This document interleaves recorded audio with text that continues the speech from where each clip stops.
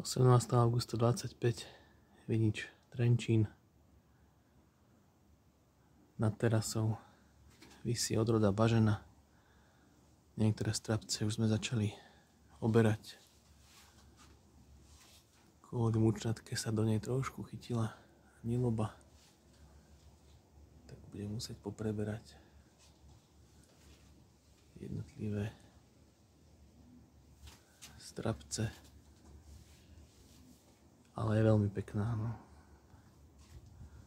Už nie je ani fádna chuťou. Toto sú signálky Bravissimo, ešte visia skúšobne zatiaľ. Nie sú popraskané, alebo len zo pár bobuliek.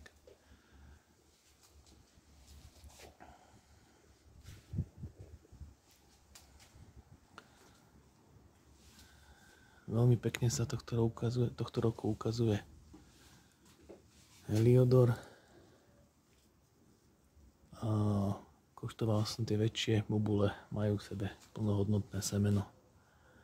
Jedno, ale je tam, takže do kišmiša má tohto roku ďaleko. Takže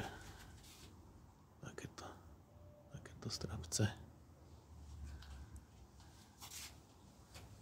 Zdravotne sa drží zatiaľ veľmi dobre a už mu začína aj pekne vyzerávať drevo, čo pri tejto odrode nebýva úplne štandardom.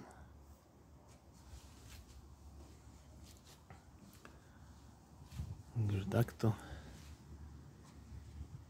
Toto je Aladin, ten už sa začína vyfarbovať, už je aj sladký, ale ako vidno, strapce nič moc, toto je najväčší.